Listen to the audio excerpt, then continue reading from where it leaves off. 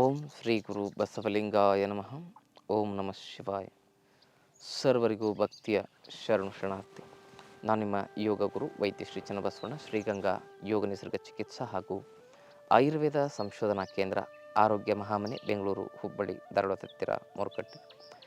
ತಮ್ಮೆಲ್ಲರಿಗೂ ನಮ್ಮ ಯೂಟ್ಯೂಬ್ ಚಾನಲ್ಗೆ ಭಕ್ತಿಯ ಸ್ವಾಗತ.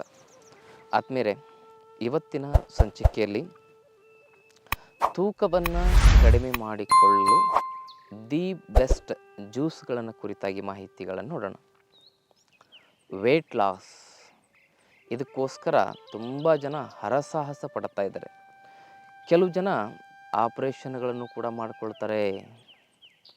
ಈ ಫ್ಯಾಟ್ ಆಪ್ರೇಷನ್ಗಳು ಬಂದಿದ್ದಾವೆ. ಅದನ್ನು ಮಾಡಿಕೊಂಡು ಎಷ್ಟೋ ಜನ ಸಾವನ್ನಪ್ಪಿರೋದನ್ನು ನಾವು ನೋಡ್ತಾ ಇದ್ದೇವೆ. ಸಿಂಪಲ್ ಪ್ರಾಬ್ಲಮ್ಗೆ ಕಾಂಪ್ಲಿಕೇಟೆಡ್ ಸೊಲ್ಯೂಷನನ್ನು ಹುಡುಕಿ ಜೀವನವನ್ನು ನಾಶ ಮಾಡ್ಕೊಳ್ತಾ ಇದ್ದೇವೆ. ಈ ಫ್ಯಾಟ್ ಒಬೆಸಿಟಿ ಅಂತಕ್ಕಂಥದ್ದು, ಇದನ್ನು ಕಡಿಮೆ ಮಾಡ್ಕೊಳ್ಳೋದು ವೆರಿ ಈಸಿ. ಭಾಳ ಜನ ಇದಕ್ಕಾಗಿ ಎಷ್ಟು ಕಷ್ಟಪಡ್ತಿರ್ತಾರೆ, ಎಷ್ಟೋ ಉಪವಾಸ ಮಾಡ್ತಾರೆ, ಏನೇನೋ ವರ್ಕೌಟ್ ಮಾಡ್ತಾರೆ, ಆದರೂ ಆಗೋದಿಲ್ಲ. ಬಿಕಾಸ್ ರೂಟ್ ಕಾಸನ್ನು ನಾವು ತಪ್ಪಿದ್ದೇವೆ, ಮರೆತಿದ್ದೇವೆ. ಅದೇನು ಅಂದರೆ, ನಾವು ತಿಂತೀವಲ್ಲ ಆಹಾರನ, ಅದನ್ನು ಬಾಯಲ್ಲೇ ಜ್ಯೂಸ್ ಮಾಡಿ ತಿನ್ನಬೇಕು. ಅಗದು ಅಗದು ಅಗದು. ಕೆಲವು ಜನ ಏನು ಹೇಳ್ತಾರೆ, ಎಷ್ಟು ಈ ದೇಶದಲ್ಲಿ ಇನ್ನೂ ಎಷ್ಟು ಮೂಢನಂಬಿಕೆ ಉಳ್ಕೊಂಡಿದ್ದಾವೆ ಅಂತ ಹೇಳಿದ್ರೆ, ಕೆಲವು ಜನ ಹೇಳ್ತಾರೆ ಊಟನ ಅಗದ್ರೆ ಬಡತನ ಬರ್ತದಂತೆ. Educated peoples are telling like this. ನಗು ಬರ್ತದೆ ನನಗೆ. ಈ ಬೆಂಗಳೂರು ಕಡೆ, ಈ ದಕ್ಷಿಣ ಕರ್ನಾಟಕದ ಕಡೆಗೆ ಮೂಢನಂಬಿಕೆಗಳಂತೂ ಹೆಚ್ಚಾಗಿದ್ದಾವೆ. ದೇವ್ರನ್ನೇ ಕಟ್ಟಿ ಹಾಕ್ತಾರಂತೆ, ಆ ದೇವ್ರನ್ನ ಇವರು ಬಿಡಿಸ್ತಾರಂತೆ. ಅಯ್ಯೋ ದೇವರೇ, ದೇವರಿಗೆ ಬಂಧನ ಬಿಡುಗಡೆ ಮಾಡುವ ಶಕ್ತಿ ಮನುಷ್ಯನಿಗೆ ಬಂದಿದೆ ಅಂತೆ, ದೇವರನ್ನು ಕಟ್ಟಿ ಹಾಕುವ ಶಕ್ತಿ ಮನುಷ್ಯನಿಗೆ ಬಂದಿದೆ. ಇದಕ್ಕೆ ನಗಬೇಕು, ಅಳಬೇಕು? ಜಗತ್ತು ಯಾವ ಕಡೆ ಸಾಕ್ತಾ ಇದೆ, ನಾವು ಯಾವ ಕಡೆ ಸಾಕ್ತಾ ಇದ್ದೇವೆ? ಪುಣ್ಯಾತ್ಮರ, ಈಗಾದರೂ ಅರ್ಥ ಮಾಡ್ಕೊಳ್ಳಿ. ವೈಜ್ಞಾನಿಕವಾಗಿ, ಆಧ್ಯಾತ್ಮಿಕವಾಗಿ ದೇವರನ್ನು ನಂಬಲೇಬೇಕು. ದೇವರಿಲ್ಲ ಅಂದರೆ ಮನುಷ್ಯ ಬದುಕಲಿಕ್ಕೆ ಸಾಧ್ಯವೇ ಇಲ್ಲ. ಸೃಷ್ಟಿಕರ್ತ ದೇವರಿಂದನೇ ನಾವೆಲ್ಲ ಉಸಿರಾಡ್ತಾ ಇರೋದು. ಗಾಳಿ ಬೆಳಕು, ಇಳೆ ನಿಮ್ಮ ದಾನ, ಬೆಳೆ ನಿಮ್ಮ ದಾನ, ಸುಳಿದು ಸೂಸುವ ಗಾಳಿ ನಿಮ್ಮ ದಾನ, ಎತ್ತು ನಿಮ್ಮ ದಾನ, ಬಿತ್ತು ನಿಮ್ಮ ದಾನ, ಸುತ್ತಿ ಹರಿವ ಸಾಗರ ನಿಮ್ಮ ದಾನ, ನಿಮ್ಮ ದಾನವನ್ನುಂಡು ಅನ್ಯರನ್ನು ಹೊಗಳುವ ಕುನ್ನಿಗಳನ್ನೇನೆಂಬೆ ರಾಮನಾಥ. ಎಲ್ಲವನ್ನು ಕೊಟ್ಟಿರ್ತಕ್ಕಂಥ ದೇವರನ್ನ ಸ್ಮರಿಸಲೇಬೇಕು. ಆದರೆ ದೇವರ ಹೆಸರಿನಲ್ಲಿ ಎಂತೆಂಥ ಮೋಸಗಳು ನಡೀತಾ ಇದೆ. ನಿಮಗೆ ದೇವರು ಕಾಡ್ತದೆ, ನಿಮಗೆ ದೇವರು ಬೇಡ್ತದೆ. ದೇವರಂದರೆ ಕೈಗೊಂಬೆ ಆಗಿರ್ತದೆ. ದಯವಿಟ್ಟು ಇಂತಹ ವಿಚಾರಗಳಿಂದ ಹೊರಗಡೆ ಬರಲೇಬೇಕು. ನಮ್ಮ ಭಾರತದ ಆಧ್ಯಾತ್ಮಿಕ ಒಂದು ಜ್ಞಾನ, ಉಪನಿಷತ್ತುಗಳು, ವಚನ ಸಾಹಿತ್ಯ, ದಾಸ ಸಂತರ ಮಹಾತ್ಮರ ಆ ಒಂದು ತತ್ವ ಪದಗಳನ್ನು ನಾವು ತಿಳ್ಕೊಳ್ಳೇಬೇಕು. ಎಲ್ಲಿಗೆ ಬಂದಿತ್ತು? ವೇಟ್ ಲಾಸಿಂದ ಇಲ್ಲಿಗೆ ಬಂದಿತ್ತು ಸಬ್ಜೆಕ್ಟ್. ಮತ್ತೆ ವೇಟ್ ಲಾಸಿಗೆ ಬರೋಣ. ಎದಕ್ಕೆ ಬಂತು ಅಂದರೆ, ಊಟನ ಅಗುತ್ತಿನಬಾರ್ದಂತೆ. ಊಟ ಆಗುತ್ತಿಂದರೆ ಪಾಷಾಣ ಆಗುತ್ತಂತೆ, ಊಟ ಆಗುತ್ತಿಂದರೆ ಬಡತನ ಆಗ್ತದಂತೆ. ಎಲ್ಲ ತಪ್ಪಲ್ವಾ? ಯಾವಾಗ ಚೆನ್ನಾಗಿ ಅಗುತ್ತಿಂತೇವೆ ಆವಾಗ ಶರೀರದಲ್ಲಿ ಫ್ಯಾಟ್ ಮೆಟಾಬಲಿಸಮ್ ಕ್ರಿಯಾಶೀಲವಾಗಿ ವೇಟ್ ಲಾಸ್ ಆಗ್ತದೆ. ನಮ್ಮಲ್ಲಿ ಒಬ್ಬರು ಬಂದಿದ್ದರು, ಅವರಿಗೆ 6 ತಿಂಗಳಲ್ಲಿ 38 kg ವೇಟ್ ಲಾಸ್ ಆಗಿದೆ, ಬರೀ ಅಗುತ್ತಿಂದ. ಅವ್ರದ್ದು ವಿಡಿಯೋನು ಕೂಡ ಮಾಡಿಟ್ಟಿದ್ದೆ ನಾವು ನಮ್ಮ ಚಾನಲ್. ಅದನ್ನು ಅಪ್ಲೋಡ್ ಮಾಡಿರಬೇಕು. ಮಾಡಿಲ್ಲ ಅಂದರೆ ಮುಂದೆ ಅಪ್ಲೋಡ್ ಮಾಡ್ತಾರೆ, ನೋಡಿ ಬೇಕಾದ್ರೆ ನೀವು. ಪ್ರೂಫ್, ಯಾಕಂದರೆ ಎಲ್ಲರೂ ದಾಖಲೆ ಕೇಳ್ತಾರೆ, ಪ್ರೂಫ್ ಕೇಳ್ತಾರೆ. ಅದಕ್ಕೆ ಪ್ರೂಫ್ ಕೂಡ ನಾವು ಇಟ್ಟಿದ್ದೇವೆ. ಅದಕ್ಕಾಗಿ ಆದ್ಮೇಲೆ ಊಟನ ಅಗತ್ತಿನದ್ರಿಂದ ವೇಟ್ ಲಾಸ್ ಆಗ್ತದೆ. ಅಗತ್ತಿನಬೇಕು. ಒಂದು ತುತ್ತು ಬಾಯಲ್ಲಿಟ್ಟರೆ 32 ಬಾರಿ ಅಗಿಬೇಕು. ಜ್ಯೂಸ್ ಆಗಬೇಕು ಬಾಯಲ್ಲಿ. ಅದು ನಾವು ಹಲ್ಲಿಗೆ ಕೊಡೋ ಕೆಲಸವನ್ನು ಹೊಟ್ಟೆ ಕೊಟ್ಟರೆ ಹೇಗ್ರಿ? ಚೆನ್ನಾಗಿ ಅಗಿಬೇಕು. ಚೆನ್ನಾಗಿ ಅಗದು ಅಗದು ಅಗದು ತಿನ್ನಬೇಕು. ಹಾಗೆ ಅಗಿಯೋದ್ರಿಂದ ನಮ್ಮ ಶರೀರದಲ್ಲಿ ಜೀರ್ಣಾಂಗ ವ್ಯವಸ್ಥೆಗೆ ತೊಂದರೆ ಉಂಟಾಗದೆ ಸರಿಯಾಗಿ ಜೀರ್ಣ ಆಗ್ತದೆ. ಕೆಟ್ಟ ಭಾಗ, ಸಾರ ಭಾಗ ಸರಿಯಾಗಿ ಪರಿವರ್ತನೆ ಆಗ್ತದೆ. ಕೆಟ್ಟ ಭಾಗ ಮಲಮೂತ್ರದ ರೂಪದಲ್ಲಿ ಹೊರಗೆ ಹೋಗ್ತದೆ. ಸಾರ ಭಾಗ ಸಪ್ತಧಾತುವಾಗ್ತದೆ. ಜೀರ್ಣಾಂಗ ವ್ಯವಸ್ಥೆ ಕ್ರಿಯಾಶೀಲವಾಗಿದ್ದರೆ ಕೊಬ್ಬು, ಕೊಲೆಸ್ಟ್ರಾಲ್ ಸೃಷ್ಟಿಯಾಗಲಿಕ್ಕೆ ಸಾಧ್ಯವೇ ಇಲ್ಲ. ಹಾಗೆ ನೋಡಿ, ಎಲ್ಲ ಪ್ರಾಣಿಗಳನ್ನು ನೋಡಿ, ಮೆಲುಕು ಆಡಿಸ್ತಾ ಇರ್ತವೆ. ಹಸು ತಿಂದಿದ್ದನ್ನು ಮತ್ತೆ ವಾಪಸ್ ತೊಗೊಂಡು ಮೆಲುಕು ಆಡಿಸ್ತದೆ. ಹಸು, ಎತ್ತು, ಎಮ್ಮೆಗಳನ್ನು ನೋಡಿ. ಮನುಷ್ಯ ಮೆಲುಕು ಆಡಿಸೋದಿಲ್ಲ. ಬರೀ ನುಂಗಿದ್ದು. ನಾವು ಅಗಿಬೇಕು, ತಿನ್ನಬೇಕು. ಡ್ರಿಂಕ್ ಫುಡ್ ಈಟ್ ವಾಟರ್ ಅಂತ ಹೇಳ್ತಾರೆ. ಹಂಗಿರಬೇಕು ಜೀವನ. ಇದೊಂದಾಯ್ತಾ. ಇನ್ನು ಇದು ನೀವು ಮಾಡಿ ನೋಡಬೇಕಿದ್ರೆ 4 ಚಪಾತಿ ತಿನ್ನೋರಿಗೆ ಒಂದೇ ಚಪಾತಿ ಹೊಟ್ಟೆ ತುಂಬ್ತದೆ, 4 ರೊಟ್ಟಿ ತಿನ್ನೋರಿಗೆ ಒಂದೇ ರೊಟ್ಟಿ ಹೊಟ್ಟೆ ತುಂಬ್ತದೆ, ಆಯಿತಾ. ಮುದ್ದೆ ಅಗಿಲಿಕ್ಕೆ ಬರೋದಿಲ್ಲ, ಅಟ್ಲೀಸ್ಟ್ ಮುದ್ದೆನ ಮೆತ್ತಗೆ ಮಾಡ್ಕೊಂಡು ನುಂಗ್ಬೋದು, ಪಲ್ಯನಾರು ಆಗುತ್ತೆ ಅನ್ಬೋದಲ್ವಾ. ಹಾಗೆ ಕೆಲವೊಂದಿಷ್ಟು ಜ್ಯೂಸ್ಗಳನ್ನು ಹೇಳ್ತೇನೆ ನಿಮಗೆ. ಆ ಜ್ಯೂಸ್ಗಳನ್ನು ಸೇವನೆ ಮಾಡೋದ್ರಿಂದ ವೆಯ್ಟ್ ಲಾಸ್ ಬೇಗ ಆಗ್ತದೆ. ಆ ವೆಯ್ಟ್ ಲಾಸ್ಗಿರ್ತಕ್ಕಂಥ ಫಸ್ಟ್ ಮೋಸ್ಟ್ ಇಂಪಾರ್ಟೆಂಟ್ ಜ್ಯೂಸ್ ಅಂದರೆ ಬೆಟ್ಟದ ನೆಲ್ಲಿಕಾಯಿ ಜ್ಯೂಸ್.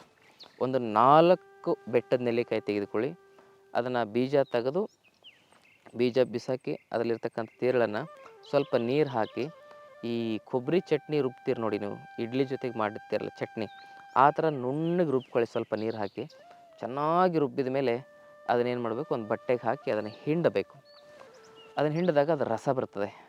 ಅದೇನು ಬರ್ತದೆ ಮತ್ತು ಪೇಸ್ಟ್ ಬರ್ತದೆ. ಅದನ್ನು ಇನ್ನೂ ಸ್ವಲ್ಪ ನೀರು ಹಾಕಿ ಮತ್ತೊಂದು ಸರಿ ರುಬ್ಬಿ, ಅದನ್ನು ರುಬ್ಬಿ ಮತ್ತೆ ಹಿಂಡಿ, ಮತ್ತೊಂದು 2-3 ಸಲ ಹಾಗೆ ಅದನ್ನು ಹಾಕಿ ಮತ್ತೆ ರುಬ್ಬಿ ಹಿಂಡಿದರೆ ಅದರಲ್ಲಿರ್ತಕ್ಕಂಥ ಎಲ್ಲ ಸಾರಾಂಶ ಬಂದುಬಿಡ್ತದೆ. ಆವಾಗ ನೀವು ಅದನ್ನು ಸೇವಿಸಿದರೆ ಅದರಲ್ಲಿ ಸ್ವಲ್ಪ ಒಂದು 4 ಗ್ಲಾಸ್ಗೆ ಇದು 4 ನೆಲ್ಲಿಕಾಯಿಗೆ ಎಷ್ಟು ಜ್ಯೂಸ್ ಬರ್ತದೆ ಅಷ್ಟು ತಗೊಂಡು, ಸ್ವಲ್ಪ ಕಮ್ಮಿ ಆದರೆ ಒಟ್ಟಿನಲ್ಲಿ 1 ಗ್ಲಾಸ್ ಜ್ಯೂಸ್ ಮಾಡ್ಕೊಳ್ಳಿ. ಅದನ್ನು ಮಾಡಿಕೊಂಡು ಅದರಲ್ಲಿ ಸ್ವಲ್ಪ ಅರ್ಧ ಚಮಚ ಸೈಂಧವ ಲವಣ ಹಾಕ್ಕೊಂಡು ಬೆಳಗ್ಗೆದು ಖಾಲಿ ಹೊಟ್ಟೆಲಿ ಕುಡಿದ್ರೆ ನಿಮ್ಮ ಹೊಟ್ಟೆ ಎಲ್ಲ ಖಾಲಿ ಆಗ್ತದೆ. ಹೊಟ್ಟೆಲಿರೋ ಗಲೀಜೆಲ್ಲ ಹೊರಗೆ ಬರ್ತದೆ. ಪೂರ್ತಿ ಕಾನ್ಸ್ಟಿಪೇಷನ್ ಇರೋರಿಗೆ ದಿವ್ಯ ವರದಾನ ಇದು. ಮಲವಿಸರ್ಜನೆ ಸರಿಯಾಗಿ ಆಗುತ್ತೆ, ಡೈಜೆಸ್ಟಿವ್ ಎಂಜೈಮ್ಸ್ಗಳು, ಗಟ್ ಬ್ಯಾಕ್ಟೀರಿಯಾಗಳು ಕ್ರಿಯಾಶೀಲವಾಗ್ತವೆ. ಇದರಿಂದ ಶರೀರದಲ್ಲಿ ಸಂಪೂರ್ಣವಾಗಿ ಕರುಳಿನ ಒಂದು ತೊಂದರೆಗಳು, ಜಠರದ ತೊಂದರೆ, ಲಿವರಿನ ತೊಂದರೆ, ಕಿಡ್ನಿ ತೊಂದರೆ, ಹೃದಯದ ತೊಂದರೆ, ಬ್ಲಾಕೇಜ್ಗಳು, ಕೊಲೆಸ್ಟ್ರಾಲ್, ಟ್ರೈಗ್ಲಿಸರೈಡು ಇವೆಲ್ಲ ಕಮ್ಮಿ ಆಗ್ತಾ ಬರ್ತದೆ. ವೇಟು ಕೂಡ ಲಾಸ್ ಆಗ್ತದೆ. ಬೆಟ್ಟದ ನೆಲ್ಲಿಕಾಯಿ ಆರೋಗ್ಯದ ಸಂಜೀವಿನಿ ಅಂಥೇಳಿ ಆಯುರ್ವೇದದಲ್ಲಿ ಹೇಳಾಗ್ತದೆ. ಇದು ರಸಾಯನಿ ನಿತ್ಯ ಸೇವನೆಗೆ ಯೋಗ್ಯ ಅಂತ ಹೇಳ್ತಾರೆ. ಆದರೂ ಕೂಡ ಜ್ಯೂಸಿನ ರೂಪದಲ್ಲಿ ನೀವು 3 ತಿಂಗಳವರೆಗೆ ಸೇವನೆ ಮಾಡಬಹುದು. ಇದನ್ನು 3 ತಿಂಗಳು ಸೇವನೆ ಮಾಡಿ, ಇನ್ನು 2ನೇ 3 ತಿಂಗಳು ಬೂದುಕುಂಬಳಕಾಯಿ ಜ್ಯೂಸ್ ಸೇವನೆ ಮಾಡಿ. 200 ml ಬೂದುಕುಂಬಳಕಾಯಿ ಜ್ಯೂಸನ್ನು ಕುಡಿಬೋದು. ಹಾಗೆಯೇ ಕೆಲವರಿಗೆ ಬೂದುಕುಂಬಳಕಾಯಿ ಜ್ಯೂಸ್ ಕುಡಿದಾಗ ತುಂಬ ತಂಪಾಗುತ್ತೆ, ಅಂಥವರು ಕಾಳುಮೆಣಸಿನ ಪುಡಿಯನ್ನು ಹಾಕ್ಕೊಳ್ಬೋದು, ಅದರಲ್ಲಿ ಭಾಳ ಒಳ್ಳೆಯದು. ಹೀಗೆ ಒಂದು 4 ಚಿಟಿಕೆ ಕಾಳುಮೆಣಸಿನ ಪುಡಿ ಹಾಕ್ಕೊಂಡ್ರೆ ಕೆಲವೊಬ್ಬರಿಗೆ ತಂಪಾಗ್ತಾ ಇದ್ದರೆ ಮಾತ್ರ ಹಾಕ್ಕೋಬೇಕು. ಅದೇನಾಗುತ್ತೆ, ತಂಪಾಗೋದು ಕಮ್ಮಿ ಆಗುತ್ತೆ. ಯಾಕಂದರೆ ಬೂದುಕುಂಬಳಕಾಯಿ ವೆರಿ ಕೋಲ್ಡ್ ಅದು. ಇನ್ನು ಇದಾದ ಮೇಲೆ ಮುಂದೆ ಯಾವುದು ಅಂತ ಹೇಳಿದ್ರೆ, ಬೇಕಾದ್ರೆ ಬೂದುಕುಂಬಳಕಾಯಿ ಬೇಸಿಗೆ ಕಾಲದಲ್ಲಿ ಕುಡಿದ್ರೆ ಒಳ್ಳೆಯದು. ಇನ್ನು ಇದಾದಮೇಲೆ ಸೋರೆಕಾಯಿ ಜ್ಯೂಸ್. ಈ 3 ಜ್ಯೂಸ್ಗಳನ್ನು 3 ತಿಂಗಳು 9 ತಿಂಗಳು ಸೇವಿಸಿ, ನಿಮ್ಮ 9 ತಿಂಗಳು ಪ್ರೆಗ್ನೆನ್ಸಿ ಬಂದಿರ್ತದಲ್ಲ, ಯಾವುದು ಹೊಟ್ಟೆ, ಎವರ್ ಪ್ರೆಗ್ನೆನ್ಸಿ ನೆವರ್ ಡೆಲಿವರಿ, ಅದೆಲ್ಲ ಕರಿಗೆ ಹೋಗ್ತದೆ. ಕೆಲವು ಜನ ಗಂಡು ಮಕ್ಕಳಿಗೆ ನೋಡಿ ಇಷ್ಟಿಷ್ಟು ದಪ್ಪ ಬಂದಿರ್ತದೆ, ಪ್ರೆಗ್ನೆನ್ಸಿ ಇದ್ದಂಗೆ ಇರ್ತದೆ. ಗರ್ಭಿಣಿಯರ ಕಣ್ಣಂಗೆ ಕಾಣ್ತಿರ್ತಾರೆ, ಹೊಟ್ಟೆ ಅಷ್ಟು ದಪ್ಪ ಇರ್ತದೆ. ಫ್ಯಾಟ್, ಒಬೆಸಿಟಿ ಎಲ್ಲ ಕರಗ್ತದೆ. 9 ತಿಂಗಳು ಸರಿಯಾಗಿ ನೀವು ತೆಗೆದುಕೊಳ್ಬೇಕು, ಆಯಿತಾ. ಹೀಗೆ ಮಾಡಬೇಕು. ಇದರಿಂದ ವೆಯ್ಟ್ ಲಾಸ್ ಬೇಗ ಸರಾಗವಾಗಿ ಆಗ್ತದೆ.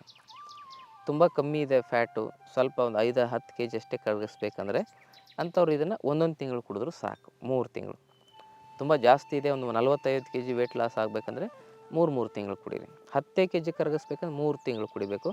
ಈ ಜ್ಯೂಸ್ಗಳನ್ನು 1 ತಿಂಗಳು ಕುಡಿಯೋದು. ಹೀಗೆ ಮಾಡ್ಬೋದು. ಆದ್ಮೇಲೆ ಈ ಜ್ಯೂಸ್ಗಳನ್ನು ಕಿಡ್ನಿ ಸಮಸ್ಯೆಗೆ ಒಳಗಾದರೂ ಕುಡಿಲಿಕ್ಕೆ ಆಗೋದಿಲ್ಲ, ಯಾಕಂದರೆ ಲಿಕ್ವಿಡ್ಡು ಕಮ್ಮಿ ಕುಡಿಬೇಕು. 2ನೇದ್ದು ಗರ್ಭಿಣಿ ಸ್ತ್ರೀಯರಿಗೆ ಕೊಡಲಿಕ್ಕೆ ಆಗೋದಿಲ್ಲ. 3ನೇದ್ದು ಸ್ತನಪಾನ ಮಾಡಿಸ್ತಕ್ಕಂಥ ಹೆಣ್ಣುಮಕ್ಕಳು ಕುಡಿಲಿಕ್ಕೆ ಆಗೋದಿಲ್ಲ. ಇನ್ನು ಏನಾದರೂ ಮೇಜರ್ ಸರ್ಜರಿಗಳಾಗಿದೆ ಅಂದರೆ ವೈದ್ಯರ ಸಲಹೆಗೆ ಅನುಸಾರವಾಗಿ ಇವುಗಳನ್ನ ಬಳಸಬೇಕು. ಉಳಿದಂತೆ ಎಲ್ಲರೂ ಕೂಡ ಇದನ್ನು ಬಳಸ್ಬೋದು. ತುಂಬ ಕೋಲ್ಡ್ ಕಫ ಇರ್ತಕ್ಕಂಥವ್ರು ಕೂಡ ವೈದ್ಯರ ಸಲಹೆಯನ್ನು ಪಡ್ಕೊಂಡು ಬಳಸಬೇಕು. ವೆಯ್ಟ್ ಲಾಸ್ ಅಂತಕ್ಕಂಥದ್ದು ದೊಡ್ಡ ಸಮಸ್ಯೆ ಅಲ್ಲ. ನಮ್ಮ ಆಶ್ರಮದಲ್ಲಿ ಪಂಚಕರ್ಮ ಚಿಕಿತ್ಸೆ ಮಾಡ್ತೇವೆ. 14 ದಿವಸದಲ್ಲಿ ತುಂಬ ಜನರಿಗೆ 5-10 kg ತೂಕ ಕಮ್ಮಿ ಆಗುತ್ತೆ. ಮ್ಯಾಕ್ಸಿಮಮ್ 5-10 kg, ಮಿನಿಮಮ್ ಒಂದು 3-4 kg ಆದರೂ ಕಮ್ಮಿ ಆಗೇ ಆಗ್ತದೆ. ಅಷ್ಟು ಆ ಪಂಚಕರ್ಮ ಚಿಕಿತ್ಸೆಯಲ್ಲಿ ನಿಮಗೆ ವೆಯ್ಟ್ ಲಾಸ್ ಮಾಡ್ಬೋದು. ಮನೆಯಲ್ಲೇ ಪ್ರಯೋಗ ಮಾಡಿ, ಇವೆಲ್ಲವುಗಳನ್ನು ಪ್ರಯೋಗ ಮಾಡಿ. ಮತ್ತು ರಾತ್ರಿ 7 ಗಂಟೆ ಒಳಗಡೆ ಪ್ರಸಾದ ಮಾಡಬೇಕು. ರಾತ್ರಿ ಲೇಟಾಗಿ ಪ್ರಸಾದ ಮಾಡೋದ್ರಿಂದ ವೆಯ್ಟ್ ಲಾಸ್ ಆಗೋದಿಲ್ಲ. ಊಟನ ಅಗದು ತಿನ್ನಬೇಕು. ಊಟ ಅಂದರೆ ಪ್ರಸಾದ ಅಂತ ತಿಳ್ಕೊಬೇಕು. ಬೆಳಗ್ಗೆ ಬೇಗ ಆಹಾರ ಸೇವನೆ ಮಾಡಬೇಕು. ಹೊಟ್ಟೆ ಹಸಿದ ತಕ್ಷಣ ಆಹಾರ ಸೇವನೆ ಮಾಡಬೇಕು. ಅದಕ್ಕೆ ಪ್ರಸಾದ ಅಂತ ಕರೆದ್ರೆ ಇನ್ನೂ ದೈವೀ ಶಕ್ತಿಯಲ್ಲಿ ಬರ್ತದೆ. ಹಾಗೆ ವೆಯ್ಟ್ ಲಾಸ್ ಮಾಡಲಿಕ್ಕೆ ಇವೆಲ್ಲ ಪ್ರಯೋಗಗಳು.